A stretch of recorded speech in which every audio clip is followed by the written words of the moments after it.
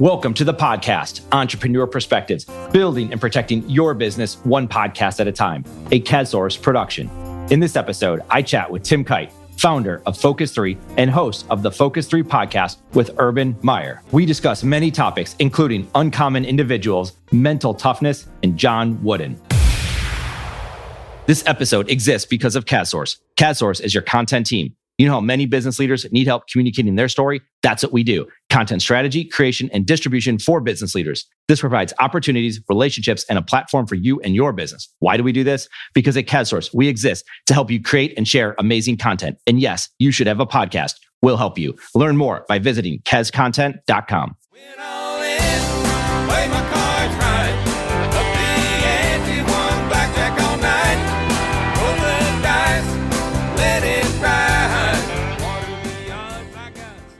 Tim's business has a mission to help companies around the world align the power of leadership, culture, and behavior to achieve next level results. I first learned of Tim Kight when Ohio State shared the leadership program they had started after the 2012 season.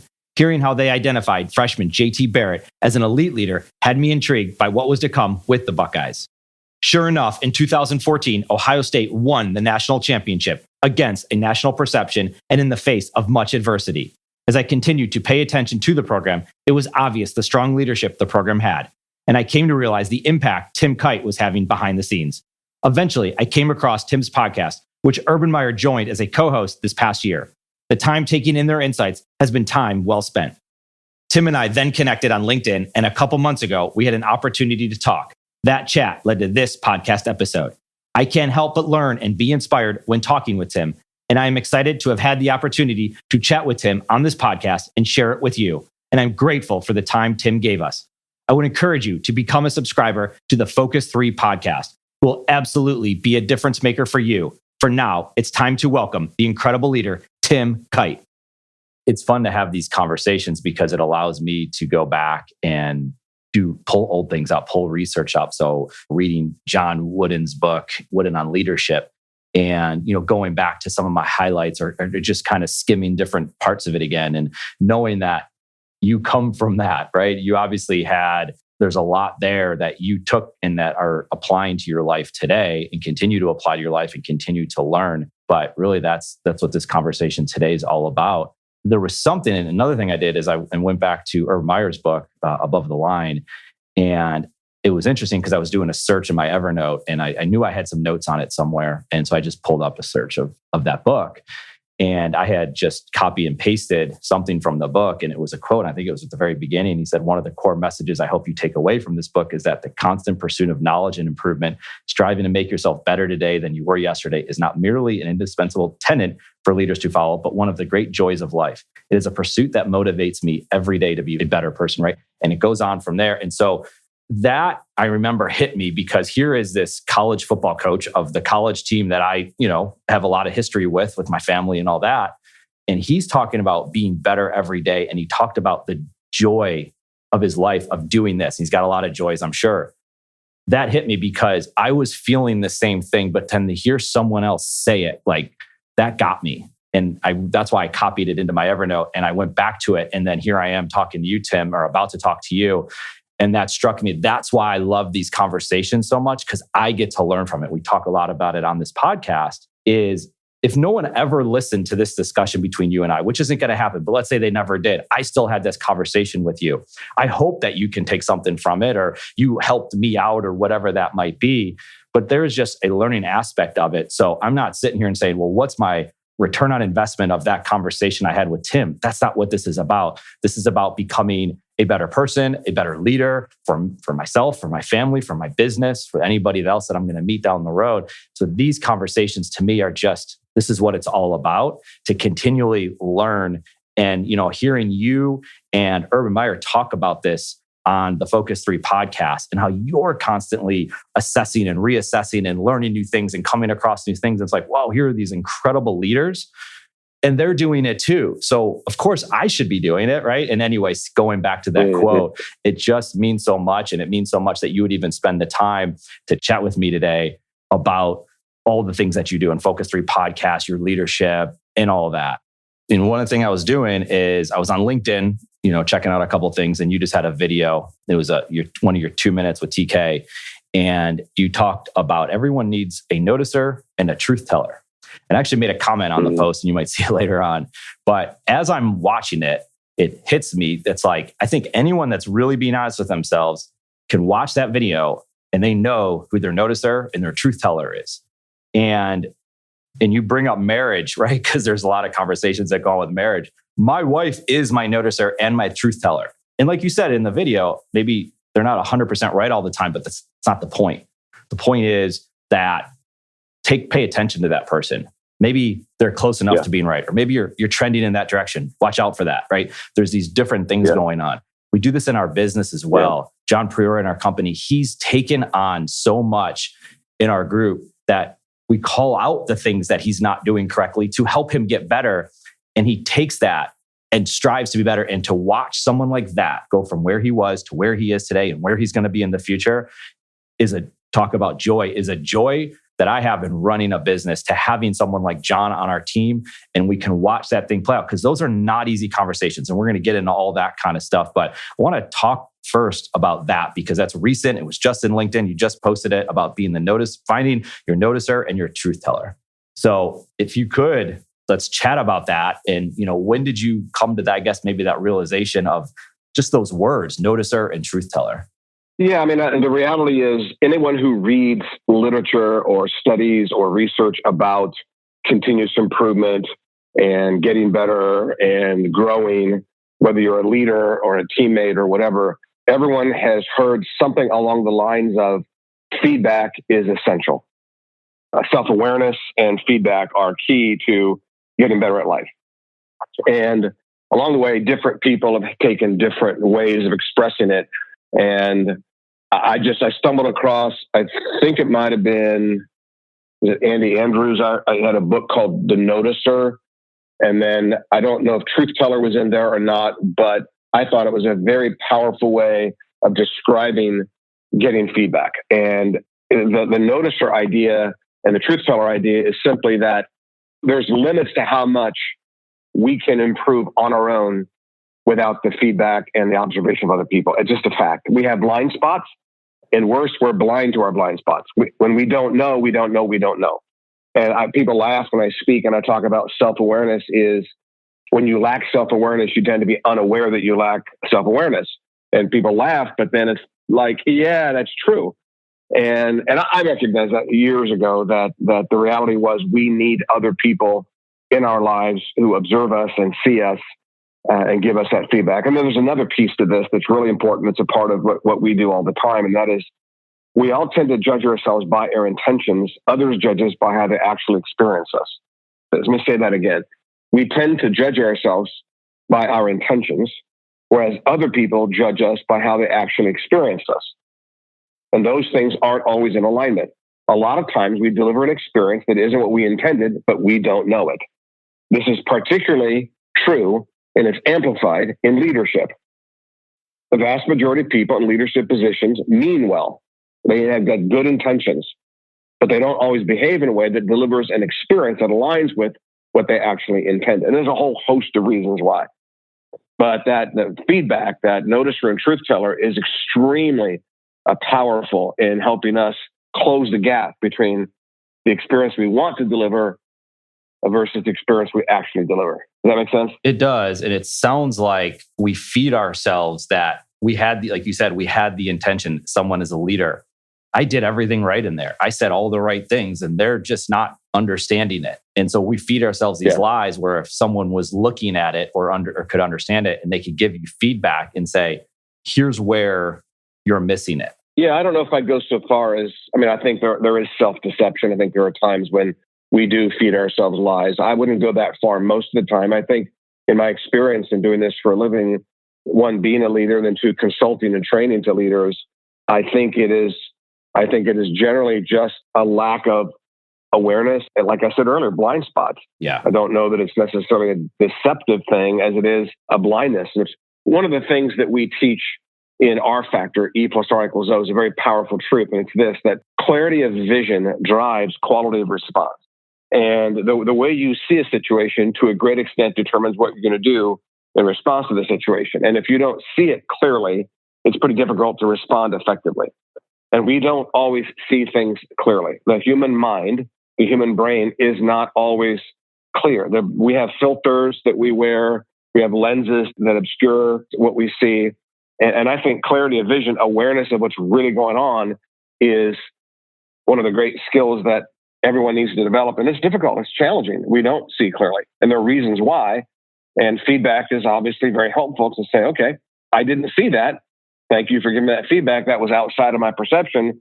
Now that you tell me about that, oh, now it's on my radar screen. Didn't see that before. Or another thing that happens is we see something, but we discount it.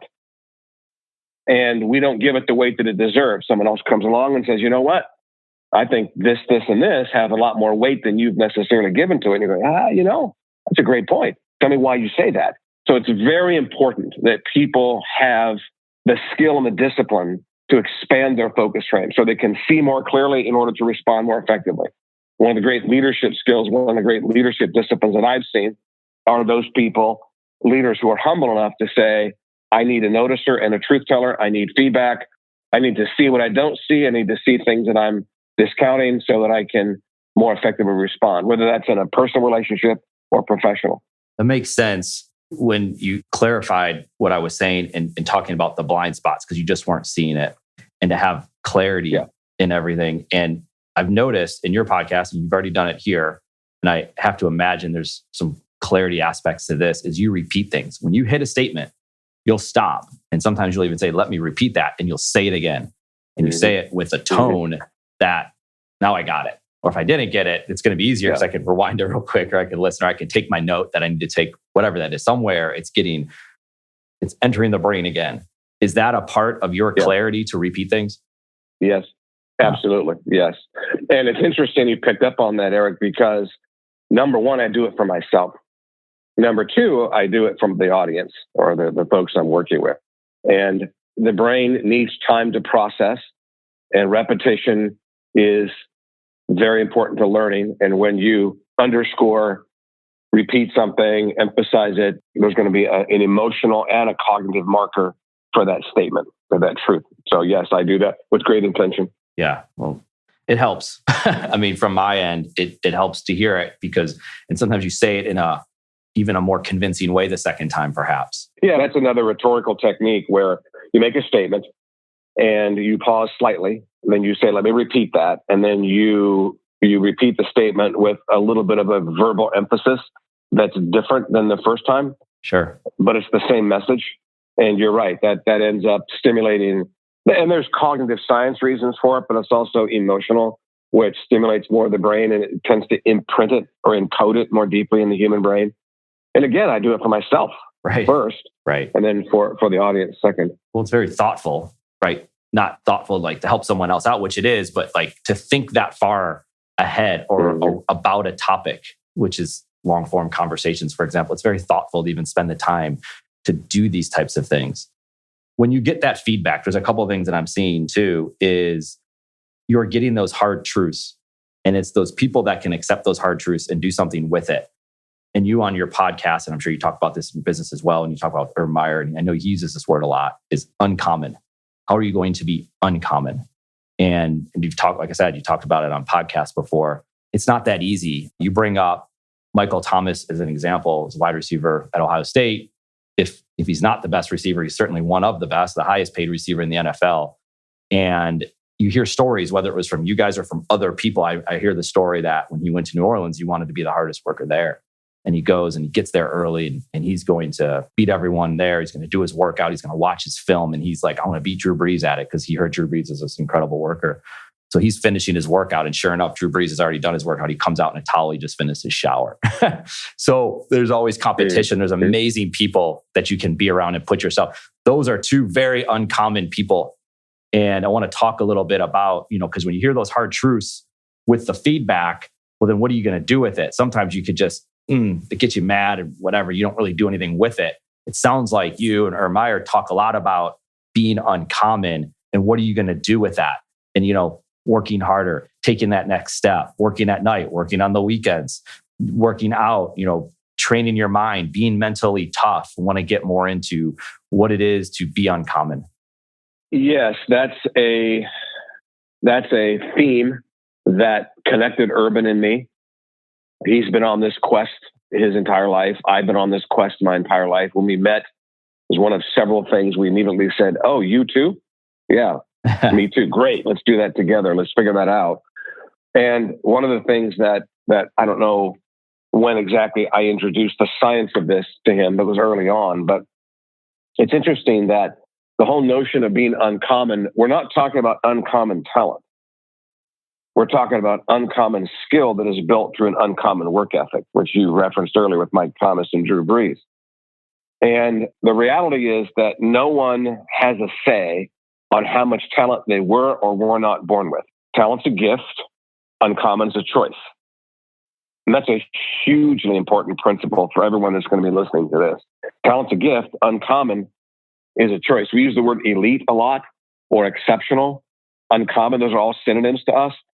And what I've learned, and this is something John Wooden taught me way back in the 70s, it's not about the talent you do or don't have, it's about the work that you do. And talent is available to people who are born with it, but next level skill is available to anyone willing to do the work to build it. I'm amazed at the scientific fact that the human brain has an unlimited capacity to build new skill. That fascinates me. The human brain can build skill that it wasn't born with. It can build skill beyond talent. Talent is a limiter for most people. Most people perform around their talent level and then they don't get better. Because beyond talent, something we call the edge, beyond talent, it's hard work. It's much more difficult to build a skill, obviously, you don't have talent for, than it is to build a skill that aligns with your talent. What the elite do, what the uncommon do, is they aren't satisfied with the skills that align with talent. They want to build skill beyond talent. And that's what's really cool to be around these kind of people, to observe them. And it's really cool and unbelievably fulfilling to teach this to people who say, I'm stuck at this spot, and great. Well, what are you going to do to get beyond it? And there's what work you need to do. And it's going to be uncomfortable. It's going to take a long time. There's going to be mistakes. But all these things come together. You learn from mistakes. You get feedback from your coaches. You embrace the productive discomfort at this edge where talent runs out. And you keep doing the work. You keep doing the work. You keep doing the work. And you're just relentless about doing that. And you know that if you keep doing the work, you will get a breakthrough. You will build a skill. Recently, it's being called grit. That word has resurfaced again. And sure. But it's perseverance. And it's amazing what you can build into your life if you just are relentless and willing to do the work over a long period of time. It's amazing. But most people quit along the way. So when it gets hard, most people bail, which is why we use the word uncommon. Because what's common is to quit. What's uncommon is to keep going. Right. It sounds easy, right? Or it doesn't sound easy. It sounds hard, but it's difficult, right? Because you're going to inevitably run into a situation where it's not going to play out like you had planned or even could have remotely even thought of. Something bad's going to happen or whatever that might be. Well, I mean, inject right in there for a second, Eric. I mean, I give these keynotes all over the country and I, depending upon the topic, but I will often ask the group, how many of you, raise your hand if you have tried to improve some area of your life and it got difficult, and because it was difficult, you quit, and raise your hand. And every audience, every hand goes up. Yeah. Everybody has that stuff in their life where they started working on something. It's January now, so it's 2020. This is when the New Year's resolutions are being implemented and executed. And it feels really good right now to be doing the new stuff that you said in 2020. I'm going to do this and this and this and stop doing that, that, and that. But what you discover along the way is, oh my gosh, it's hard. But you said something earlier, and I want to make a statement that I also emphasize, and that is, if you want the great things in life, you have to say yes to the hard things. And that's one of those timeless truths that has simply been around. Well, it's timeless. It's been around from the beginning. And everybody wants the great things. But the only way you get it is if you say yes to the hard things. It's just how it works. I like how it's again, what you talked about before about you repeat things. You also pause to let it sink in because it matters. That's a major statement that you make. There's a component of it as a leader in a company, and you bring people on to be a part of your business, your culture, what it is you're setting out to do, what it is that they're setting out to do. And you are going to come across people, and some people are uncommon, and some people are acting common. They're just pushing the buttons and they're putting in their time, and then it's done. And then they go home and they don't want to think about it anymore. They say there's comments, there's thoughts that they want to be uncommon, but they're not willing to do those things. Now, you also talk a lot about on your podcast about pushing those people. Now, it's very difficult because how do you make that decision if this person has the ability to become uncommon? Like you said before, you can learn these things. You can spend time working on your mental toughness, your grit, whatever all that is. That's a difficult thing for a leader to figure that out. There's a lot of time and emotion and energy that gets put into that to figure out, is this person going to get there, or do we need to make a change? And I see this across all sorts of businesses. We deal with it at our business, right? And you're trying to figure out, is this person willing to go that next step? Or they want to be a part of this culture? Obviously, with you going around the world and working with companies and doing the keynote speeches, I'm assuming that you see this quite a bit, that people can understand this uncommon conversation, but then applying it to someone else when you're not inside their head to know, are they willing to take those extra steps? That's very difficult for a business leader, for a business owner to figure out, what do we do from here? You make a great point. I'm not sure it's as difficult as we've all made it out to be. Obviously, the word uncommon means it's rare. Therefore, the common thing is for people not to do the next level work. However, I do think that if a leader is fully engaged, I've got a statement I make, this is part of our leadership training and our leadership program called Mark of a Leader. We start with this. This is the very first thing that we teach in leadership. Leadership is a mindset first and a skill set second. That's what we teach. And we give them the mindset of the leader. It's written down, and I've got clients all over the place who actually have printed this out and they post it someplace memorable where they can see it. And here's how a leader thinks. I'll often describe it this way. You pull up into the facility, you pull up in your car in the parking lot of your business, of your office building, of the project, of your school, of your team, wherever you pull up the parking lot. And before you get out of your car, you say this to yourself: today I get to lead with purpose, serve people, solve problems, and bring energy. Man, I love my job. And then go into the building, go into the office, go into the job site, go to the team, go into the school, and go do that. Lead with purpose, serve people, solve problems, and bring energy. And then you go do it. And during the day, if you lose that mindset, you look at that statement again and say, God, remember, today I get to meet with purpose, serve people, solve problems, and bring energy, and go do that. And what I've discovered, Eric, about that is those leaders who do that have this tremendous impact on people. And I'm certainly not going to claim that this uncommon, this breakthrough, the stuff we're talking about is easy, but I don't think it's as hard as people make it out to be. And for a leader to create that kind of an environment where every day the leader is bringing that kind of purposeful leadership activity, the vast majority of people are going to respond to that. I think one of the main reasons people don't respond to leaders is leaders give up. And I've seen this. I'll tell you, in big organizations, there's no question in my mind. And that is that employees, associates have figured out that if we resist, leaders will quit at some point. That the commitment to resistance is greater in most organizations than the commitment to implementation. I've seen this over and over again. In some regards, I don't blame employees, because every year or two, the company swaps things out for some new initiative, and people, and then they get tired of the program du jour. And so they lack the grit, because they say, well, in 2 years, they're going to give up on this and try something different. I get that.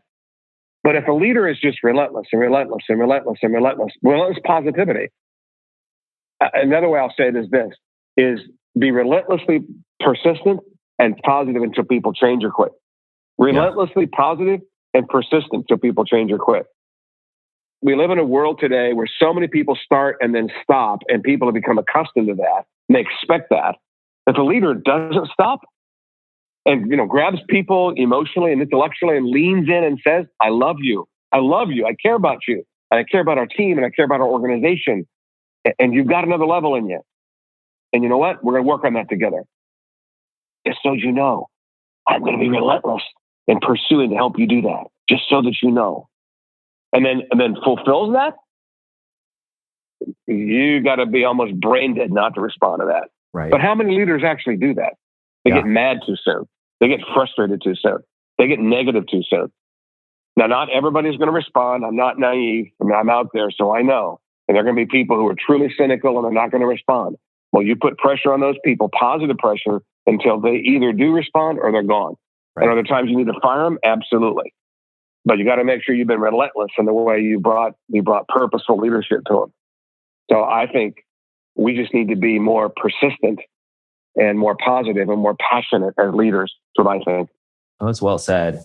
It plays itself out. And I think that's a thing that as a leader, we can all, if you are relentless, if you are doing those things that you just talked about, that person will say, this isn't for me. I need to leave. Right? Yes. Is going to get to that point. It's like, you didn't even have to fire the person because it wasn't for them. And that might be okay. It might not have been a fit. And they can go on to do great things somewhere else, right? So, we're a small business, for example. Correct. I've seen people come here and I've noticed that they were better off at a large organization with incredible structure, right? With training manuals that have been in place for many, and there's nothing wrong with that at all. And vice versa. We've seen people come that were large companies and they wanted the autonomy of a small business. They wanted impact, right? Again, there's no right or wrong answer to these things, but I agree with it. And I appreciate you saying those things because it helps me. And I know it helps my business partner when we talk about these things to say, to be relentless, to have that care. And you use the word love. And I think you just had a podcast about this. And, love is a lot of what does that mean? How can you love someone? But you care about where they're going, what they're trying to do. I'm going to let you talk about it. But if you have a lot of care for what they're trying to become and how they can help the cause, help the business, help the culture, then I think there's something there. But you use that word love. And I know that word can be tossed around a lot. A lot of words, right? You were kind of going on this too in the corporate world, and you just customer service and all these big terms are thrown around, and I've seen and I've lived in. It's like they're just saying that. It doesn't mean anything. It's worse when you say it and you don't live it, right? You don't implement it. Mm-hmm. But talk a little bit about, and that's obviously a podcast that people can go listen to. All these are in the Focus 3 podcast. But that love one, and there's other ones I want to touch on too, that's an important piece because and Urban Meyer talked about this, it can be tough love. It doesn't always have to be, oh, you're doing so great and I'm so proud of you. And when you're not, this is the way it's going to be. And we're going to do hard conversations that there might be tears involved. There might be emotion involved. That's tough to do. I have a hard time with that because I'm an emotional person. And to have a hard conversation with someone else could lead to a lot of emotion, but you have to have those to get to that. And you see breakthroughs. And what happens is on the other end of it, if that person really cares and you truly care, and there is, like you said, love there, it's amazing what can happen on the other end of that conversation. Am I right? Yeah. And if people have listened to, or they can listen to that podcast on love, you're right. Love is poorly defined in our world. And I've studied the Greek language and classical Greek, not modern Greek. There are 3 basic words for love in classical Greek, and they are eros, philia, and agape. And the love I'm talking about is the third, is agape. Eros is feeling love. Philia is friendship love. And agape is, here's our word uncommon. It's uncommon commitment. It's selfless. And eros, we get the word erotic from it, which, sexual stuff, but that really means just any kind of a feeling. And like, I love beer and pizza. Eros, it tastes good, right? I like pepperoni and ham, and I like a good yingling, and but that's eros, and that's a lower level kind of a love. It's not bad. It's just appropriately used. It's great. Philia means shared interest, and it's brotherly love. I love fishing, right? I mean, philia, I love fishing, and somebody else loves fishing. That's great, and that's good. But if the shared interest goes away, the love goes away. Agape is totally different. Agape is uncommon commitment towards somebody else. And it's not attached to feelings. It's not attached to shared interest. It's simply attached to helping somebody else get better. It's doing things on behalf of someone else's growth, of someone else's success. It's serving other people, helping other people. It goes back to what I said a moment ago. Today I get to lead purposefully with energy, serving people, solving problems. That's essentially agape. I'm going in the building to go serve and to support and to help. And that includes having difficult conversations with people. If I know someone needs to hear something and I don't speak up, I don't really love them.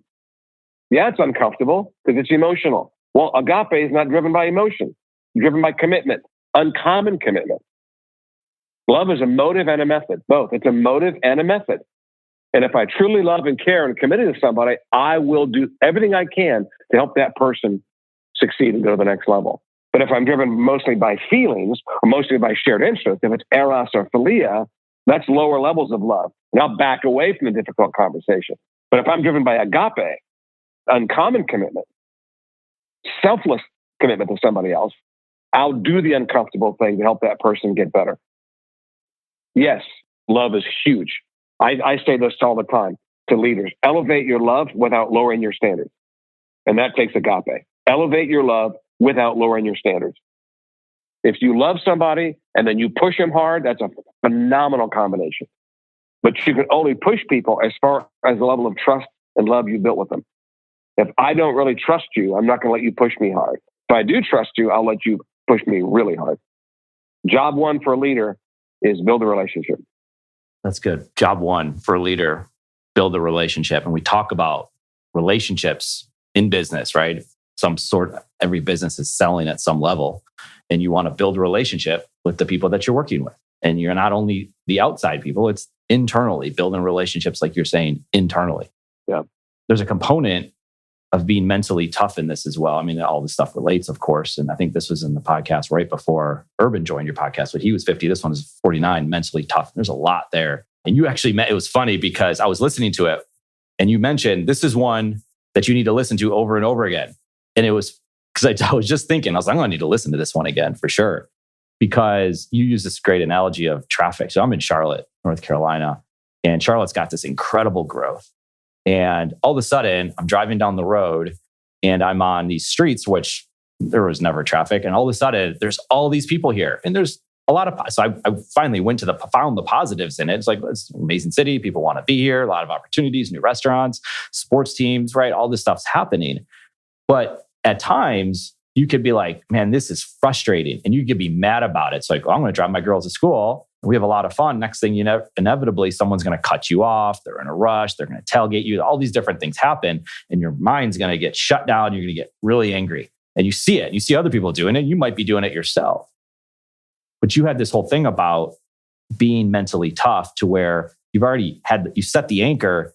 You know it's going to happen, right? No different than when you walk into the office and you have this person there and you have this commitment to this person. And you want them to succeed and you want the business to succeed. But there's something there, whatever. It could be a negative. It could be overly happy. It could be maybe you have this perception they're not getting the job done. You just don't know.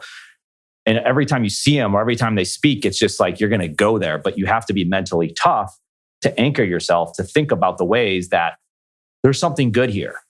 Because you can't possibly be happy all of the time. There are going to be things that set you off. But that mentally tough component, of course, applies to being uncommon. It applies to having this unwavering commitment because the leader has to think through how are they going to make this possible for everyone? How are they going to give everyone the opportunity, the hope and the opportunity that you guys talk about as well, to continue to go forward. And so you as a leader don't get overly stressed out and frustrated and angry. And that goes a lot to being mentally tough, right? That was a big episode. I mean, all your stuff is, and your snippets on LinkedIn or videos and keynote speeches and the work that you do.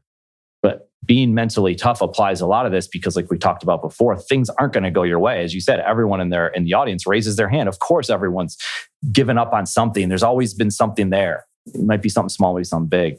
But being mentally tough is, like you said, grit. There's a lot in that.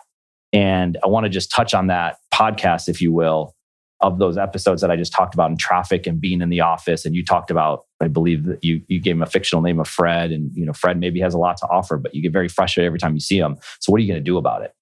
Yeah, I think you go back to that phrase, Eric, of mental toughness. Obviously, I believe in it deeply, but it's one of those terms that is used all the time. And I don't think people understand what it is. And they definitely lack, I think a lot of people lack the how-to, the mechanics in it.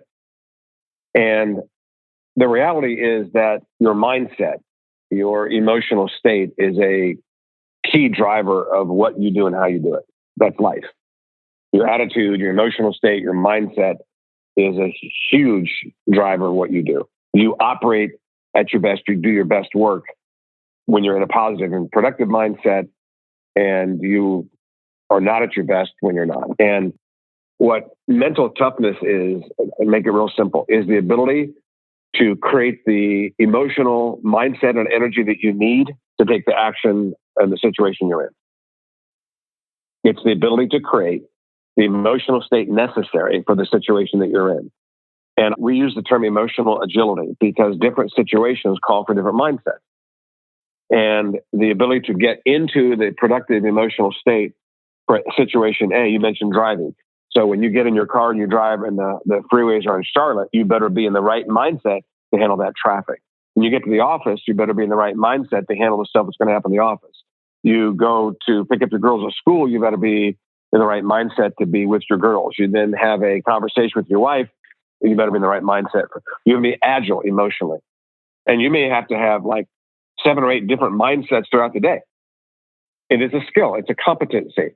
It's the ability to get into that mindset that the situation requires. And there's mechanics involved. There's technique involved. The vast majority of people that I observe are not emotionally agile.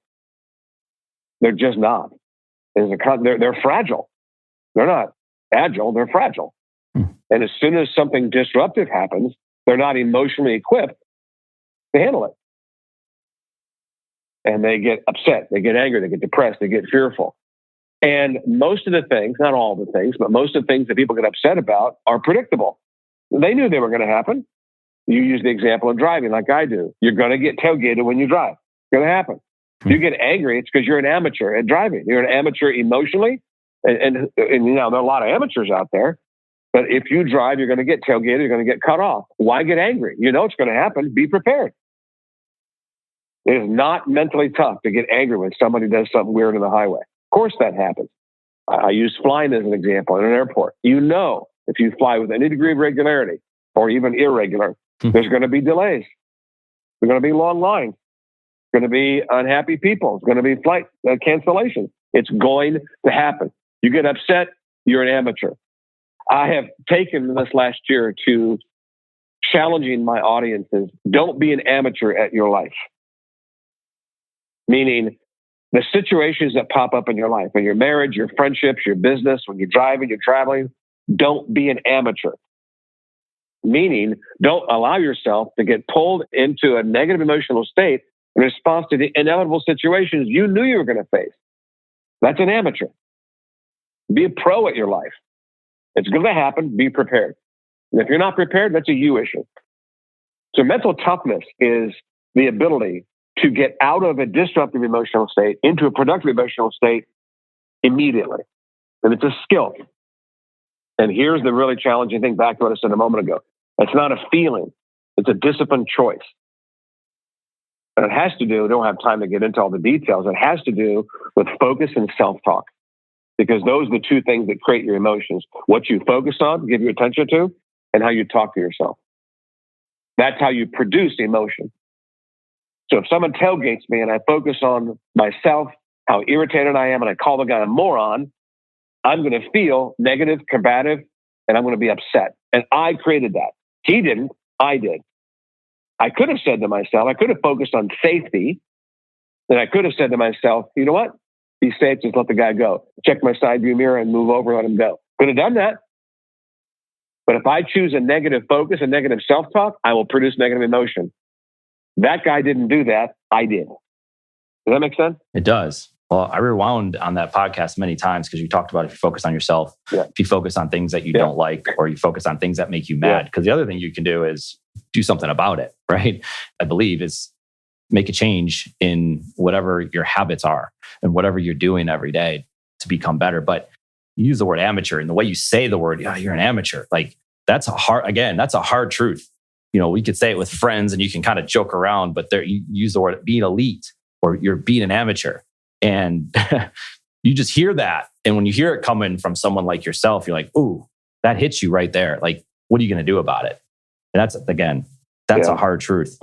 It's motivating. And I want to touch on motivation because I know Urban Meyer is considered a master motivator. And there's a lot of talk about motivation. And I just want your take on this because I'm not sure what, because motivation's fantastic. And there's a book by David Goggins, Can't Hurt Me.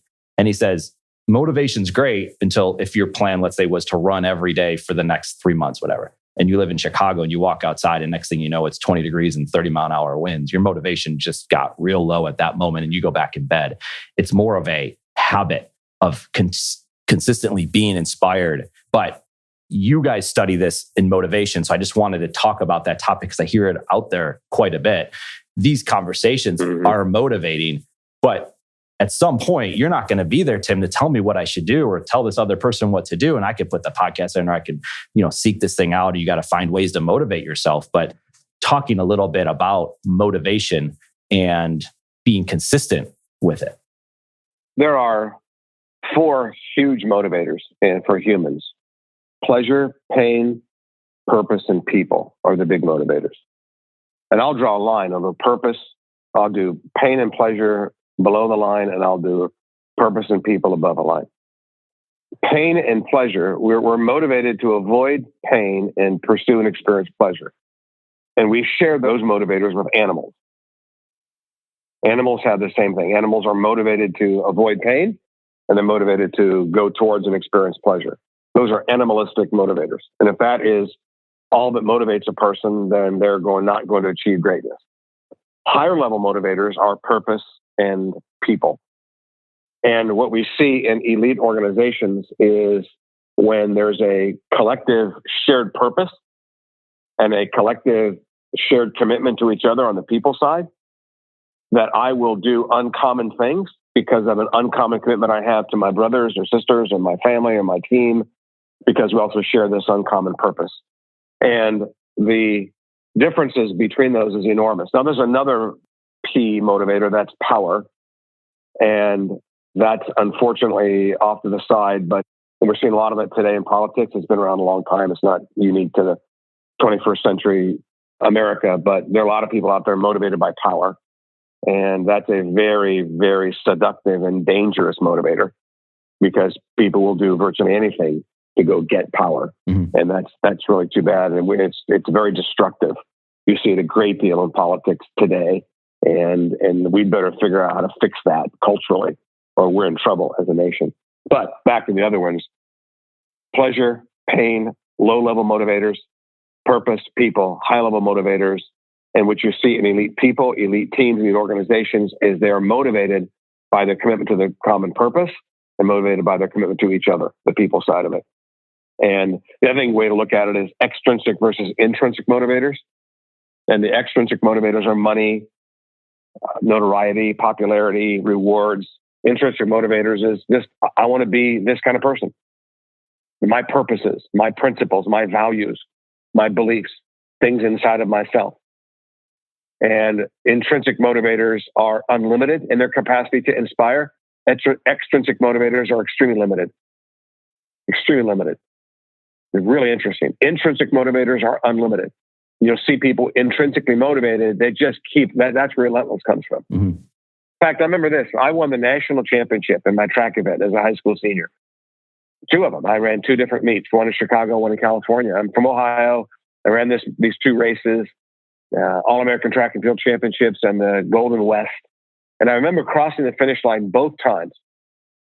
And the second one, I tied the meet record, and it was all really cool stuff. And I remember how unfulfilling, relatively speaking, the actual achievement of it was. But you set this goal, and you want to. I won the state championship as a junior, and I'd won all these meets, but then the national champion, number 1 in the country. Oh wow, And I remember winning it and crossing the finish line, and I kept grabbing the air, I want to feel what I thought I was going to feel, and there was much greater joy and fulfillment in doing the work than there was in achieving the goal.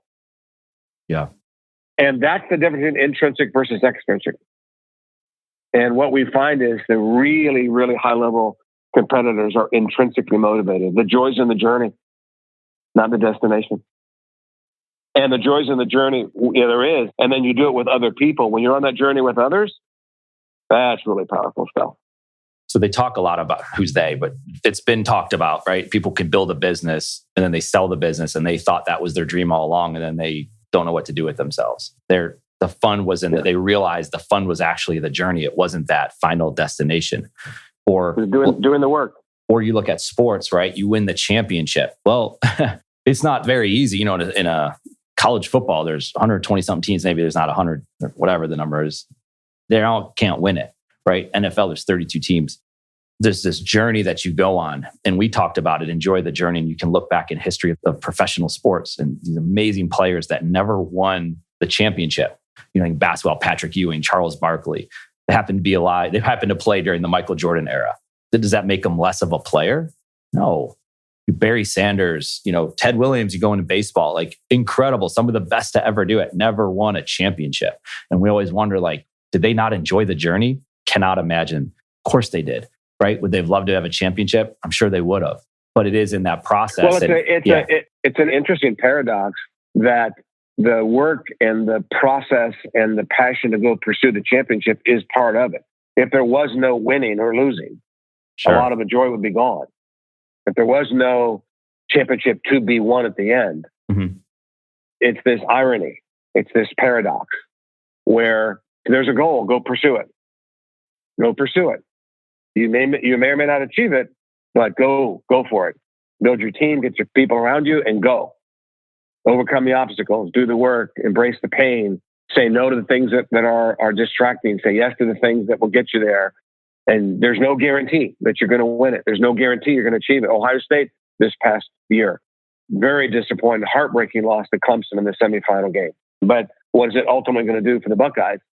It's going to motivate them to what? To go back to work here this winter and get ready to go on the same journey this next year that we were just on this past year and go to the next level.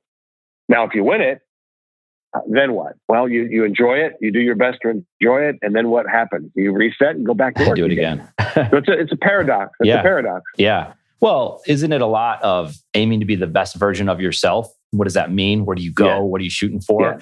Because it goes back to that quote that I talked about in Urban's book when he talks about this. It's like this pursuit. And it's a joy that you love it. And it's not easy, right? You talk about the hard truths, the mental toughness, all these things that are happening. And you just brought up the playoff game. What an odd experience that game was. As I'm watching it, and we've talked about it, my family's big Ohio State people and root for the team. But watch it. There's an example of a play that happened and whatever. We can argue referees and all that. And it's not what this is about. But there was a play when Jeff Okudah strips the ball. Jordan Fuller picks it up, runs it in for a touchdown. As I'm watching that play out, my son's going crazy. He's very excited about it, right? I'm watching like, wow, these guys, and you read about them and you hear about what good kids they are. Not just them too, a lot of the players on the team. Then they take it away. That was, or could have been, one of the greatest plays in the history of Ohio State football. And it got taken from them. And we could argue, is it a fumble? Is it not a fumble? I think it was. I think most people would say it was. Those two kids, it was a fumble. It was a fumble. It was 100% a fumble, and everyone knows it. And they've even talked about it, and they apologized for it, which is like, okay, I don't know what that does after the fact. However, that's what happened. I felt for those two, I mean, it felt for the team, but those two players it was just taken from them. Now, and you watch them because you see what good players they are, what good people they are, and leaders that they are, and they're going to go on and do amazing things. And it's possible that they're going to do amazing things because of the adversity that they had to deal with of like, that was just erased from the record books. Now it's not, because we all saw the replay and we can continue to watch it, right? But there was so much happening in that game that Ohio State has the ball and they're driving down the field to win it. And to even be in that situation, perhaps they should have run away with the game in the first half. But things happen, right? It's just football. Sports has bad play calls. There's mistakes. It's just part of the game. It's young players playing the game. To even be in that situation again, to now have an opportunity to win, it was almost like they've overcome all of that and now they're here. And then something happens, right? And I don't know what it is. And I would never blame the receiver that, broke off his route. There's so many different things that could happen in football practice that made him think that whatever. I don't think the kid's ever made a mistake on a football field as far as I can see, right? But I'm not in there. But to be in that situation, and like you just said, perhaps that'll drive them to be better. And we can go back to another Clemson game in 2013. Ohio State lost in the Orange Bowl to Clemson. And you guys talk about this on the podcast, and I remember it. And I remember after Ohio State won the national championship in 2014, I was thinking, I'm like, that loss to Clemson is one of the major reasons why they won the national championship a year later, because they had to reflect on, what are we going to do? Because if we get in that situation again, we have to be able to stop the other team. We have to make the big moments happen on offense, whatever all those things are. I think that loss to Clemson in 13 was a reason why they won in 14. And what was crazy about that is we were in Columbus for the Virginia Tech game, the home opener. I think they played Navy in the first week. They lost. Not only did they lose that game, it didn't look like they could move the ball forward on offense. It was just a bizarre game. And I think every Ohio State fan, everybody in Ohio State would probably say the same thing. So after all that happened in 13, where they lose to Clemson, they come back, they're ready to go. This is the year. They got these incredible players. We talked about Mike Thomas before as an example. And they lose the second game of the season. It's like, well, that's over. So now what? And they ended up overcoming that challenge to then win all of their games, including beating Alabama. Let me give you a little bit more context. Please. Ohio State lost in 2013 to Michigan State in the Big Ten championship game. Then they lost to Clemson in the Orange Bowl. Then they played poorly but still beat Navy. Then they lost to Virginia Tech in the home opener. Ohio State lost 3. They were at 4 games. They lost 3 of those 4 games. So that 4-game stretch, Ohio State only won 1 game against a far inferior opponent, and Ohio State didn't look good doing it. And they got walloped by Clemson, Michigan State, whatever. Those were close, but and then Virginia Tech. So that's what's uncanny about that 2014 team, was that it wasn't just the loss to Virginia Tech. It was the fact that was the 3rd loss out of 4 games. And now what do? And you sit back and talk about reflection, talk about awareness, talk about noticers and truth tellers, talk about mental toughness, talk about uncommon, talk about purpose and people versus pain and pleasure. That was a defining moment for that entire football team. Now, what are you guys going to do? And that team and that coaching staff. And the other thing is that we poured so much into the team, coaches and players, in terms of training, not just physical, but mental and cultural and trust and relationships. And Urban just kept with it tenaciously. I did my part, and that team just got better and better every single week. And it was an uncanny year. But just keep in mind that after that Virginia Tech loss in that home opener, that was 3 of 4 that we had lost. Yeah. So things were not trending in a national championship direction at that point. Not at all.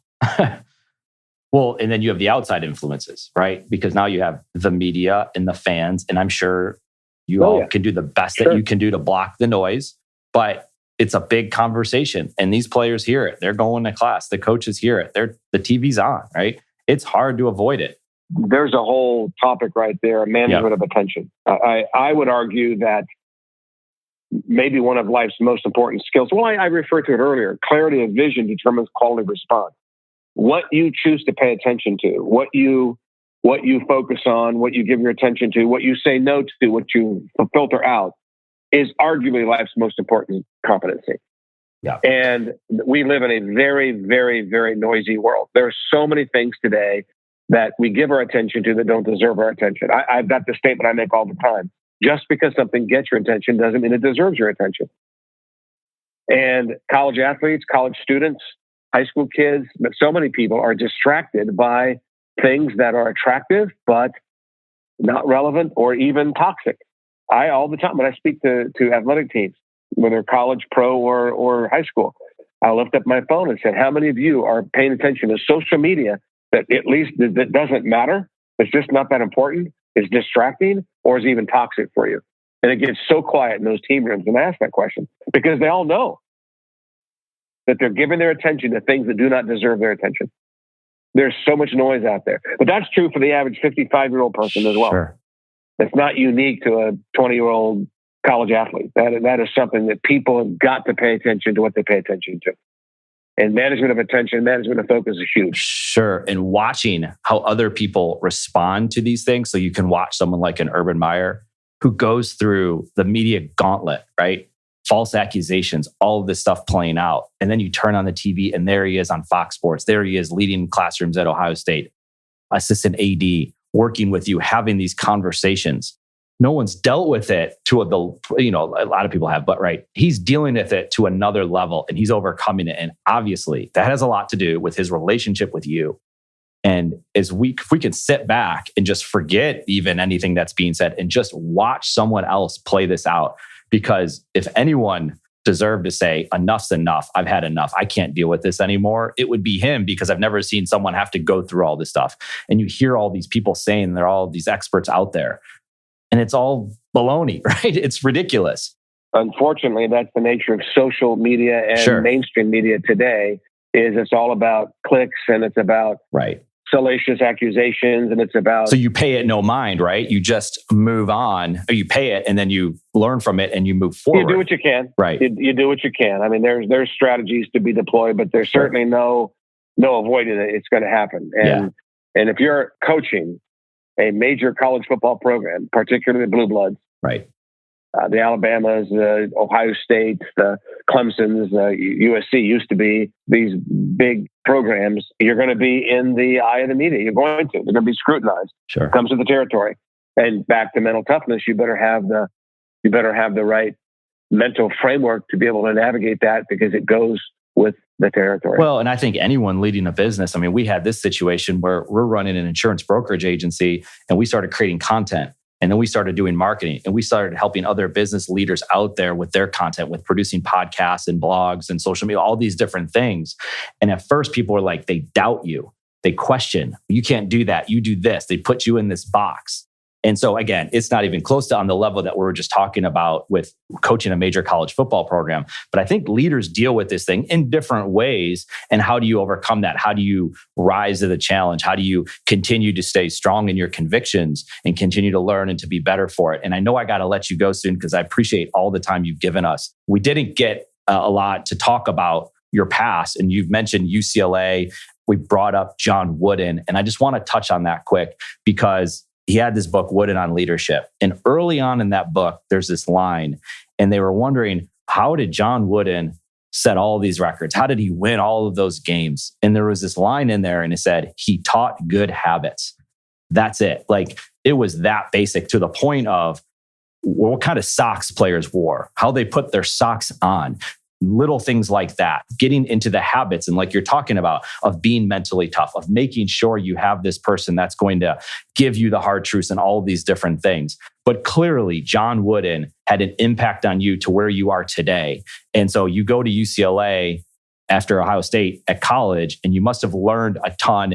And there's obviously some history to where, Tim, you get to this point of being this leader, of helping other leaders out, of giving your time and energy and spending over an hour with us, which we're grateful for.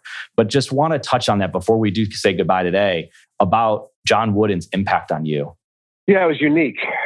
I was a track athlete, and the locker room for track and field was in the same building as basketball. There were the only two sports in that building, Poly Pavilion. And I had the opportunity to interface with Coach Wooden informally, as well as some non-athletic related things we did together.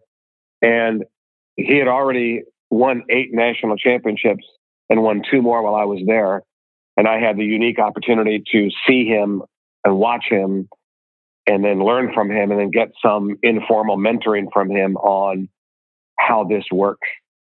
And it was that and reading Viktor Frankl's book, Man's Search for Meaning, that really got all this started for me. And the thing about Coach Wooden, the first thing that got my attention was that he was intense, but never angry. This, which I've never seen before. I had always experienced intensity in sports, as from coaches anyway, as anger. And then the second thing that I saw was he was a consummate educator and teacher. That he taught about habits. He taught physical habits. He taught mental habits. He taught academic habits. And it was just the fundamental. He taught. And he had a way of doing that. There was a cadence to his education. And he said, the job of a coach is to communicate, educate, and motivate, not intimidate. That's something he talked to me about. And I really took that to heart and began to pursue tools if you will, practical tools can make that happen. So yeah, formative, huge impact. I would imagine set you on this path. Yeah, I heard it, helping others to achieve their own greatness by helping the organization to succeed, which is a lot about what you're talking about here. And then you talk about Viktor Frankl's book, Man's Search for Meaning. It's funny you say that. I read this book this past year. I would have loved to have read it when I was younger, but you know what? It came to me this year. And when did you read that book? Was that back in college, after college? No, it was like 1972, 73. Yeah. Right when I got to UCLA. Okay.